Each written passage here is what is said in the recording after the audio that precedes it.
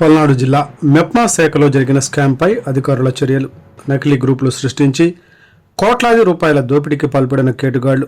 దుండగులకు సహకరించిన 8 మంది మెప్మా ఉద్యోగులపై సస్పెన్షన్ వేటు. గురజాల, నర్సరావుపేట, చిలకలూరిపేట, పిడుగురాళ్ల, వినుకొండలో స్కామ్. నకిలీ స్వయం సహాయక సంఘాల గ్రూపులు సృష్టించి కోట్లాది రూపాయల నిధులు దిగమింగిన వైనం. ఒక్క నర్సరావుపేటలోనే నకిలీ గ్రూపులు సృష్టించి 6 కోట్ల రూపాయల దోపిడీ. నకిలీ గ్రూపులతో బ్యాంకు రుణాలు కాజేస్తున్నట్లు విచారణలో తేల్చిన ఉన్నతాధికారులు.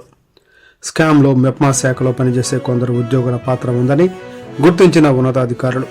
కలెక్టర్ ఆదేశాల మేరకు జిల్లాలో 8 మంది మెప్మా సిబ్బందిపై సస్పెన్షన్ వేటు.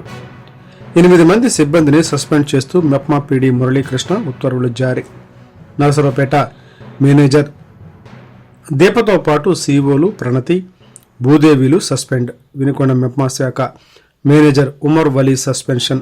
Chilakaluripet CO community organizer Mallikarjuna Rao suspend. Gurazala CO community organizer K Srinivasa Rao suspension.